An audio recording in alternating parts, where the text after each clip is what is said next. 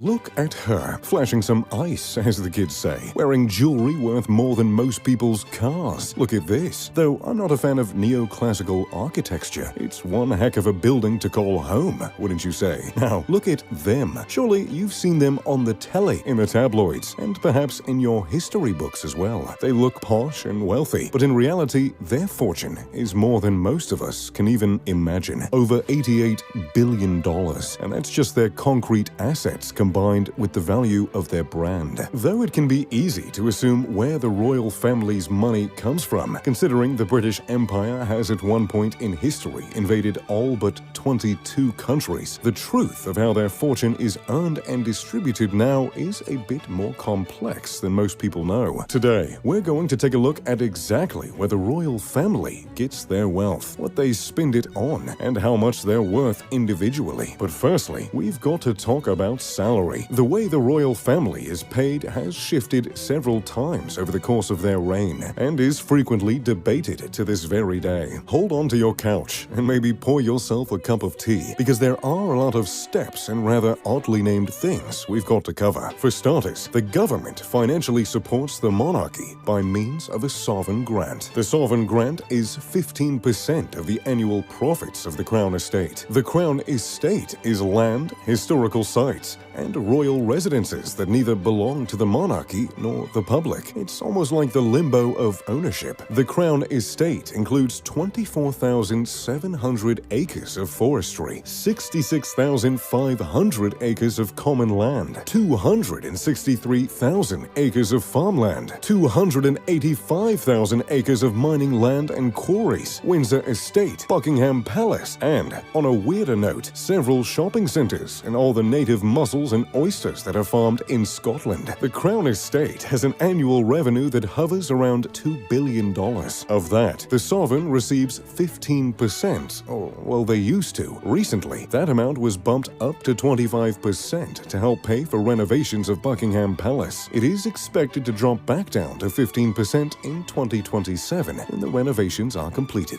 Then there's the Duchy of Lancaster. Though it sounds like a space rock band, it's actually the private estate of the monarchy. The property and assets within the Duchy of Lancaster are held in a perpetual trust, which is kept for generations of royals down the line. However, some of the revenue is presented to the monarchy every year in an amount called the Privy Purse, which is by all accounts a pretty uncomfortable name, especially when you consider what a privy is to some. But what you get in the Privy Purse is much better than anything you'd find in a privy. In 2018, the amount of money the family received was $20.8 million out of the Duchy of Lancaster's income of $533 million. But the Duchy of Lancaster isn't the only duchy on the scene. There's also the Duchy of Cornwall, which is a crown entity that holds assets to provide an income for the oldest son of the Queen. In 2011 to 2012, the Duchy of Cornwall was valued at $728 million,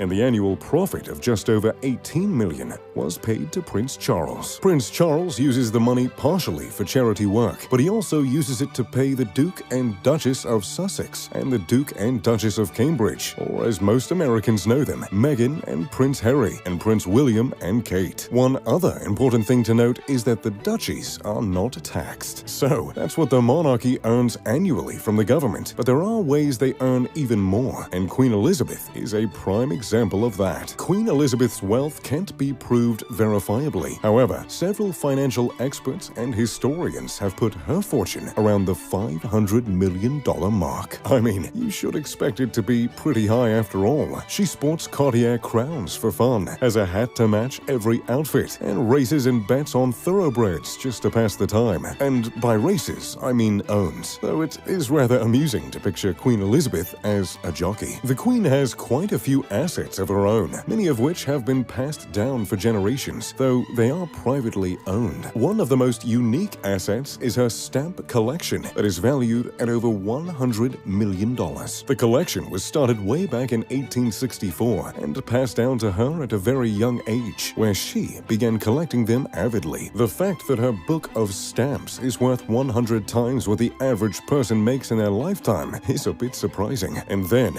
there are the homes. While she spends most of her time at Buckingham Palace, there are two mansions that are private privately owned by the Queen herself. First, there's Sandringham House, a country retreat the Queen is known to spend 2 months a year at, set on over 60 acres of formal gardens, including sweeping lawns, lakes, glades, and water gardens. The Sandringham House has long been an escape for the royal family because sometimes you just have to get out the castle. The estate has gone through several changes over the years and currently boasts a Jacobean-style main home. It's constructed of red brick and limestone with a tiled roof and 9 clusters of chimney stacks. The interior of the massive home has dozens of lavish rooms. The drawing room features intricately carved molding, a large stone fireplace, and ornate rugs and furnishings that have been passed down for generations. For a more relaxing evening, the Queen can retire to the saloon, which boasts stunning wooden arches, a fireplace, a chandelier, a place to play the piano, and even a small dining table. This is where the royal family enjoys their afternoon tea every Christmas evening. The saloon also has a weighing machine, which was installed by Edward VII, who would weigh guests upon their arrival and exit to show they'd been well fed. I'm not sure how well that would go over these days. There are very few photos of the interior of the building for the privacy of the royal family, but it is known what can be found inside. There's a formal dining room with bright green walls, a large ballroom, a gun and hunting room, a library, a billiards room, and even a bowling alley. Though I'm pretty sure the Queen doesn't have to rent shoes to play. The corridors of the home are lined with Indian armor, which Edward VII gathered on his trip to India and Asia in 1875. On the grounds, there are dozens of buildings, including a private church. There's also Anne Hall, which is a Georgian home used by the Duke and Duchess of Cambridge. Further down, you'll find Park House, which was the original birthplace of Princess Diana, though it is now being used as a hotel. There's also Wood Farm, which is currently used as the residence of Prince Philip. Up where the lochs are chilly and the Highland cattle are abundant,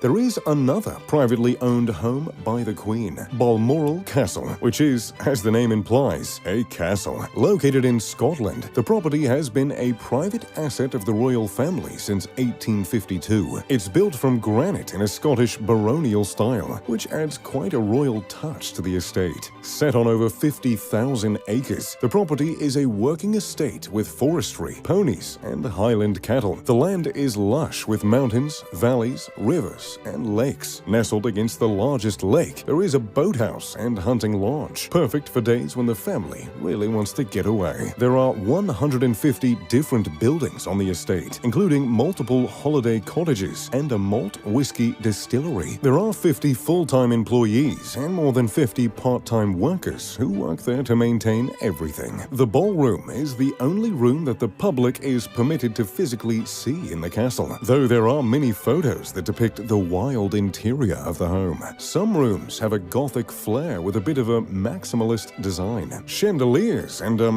pointy things are all the rage in several of the rooms, as is clashing patterns as well. The Queen's study is noted for having plaid tartan carpet, something I can confidently say I have never seen anywhere else. So, there you have it, the insane wealth of the royal family of England. What do you guys think about the royal family? Let me know in the comments down below. If you enjoyed the video, make sure to leave a like and subscribe. Oh, and turn on post notifications. As always.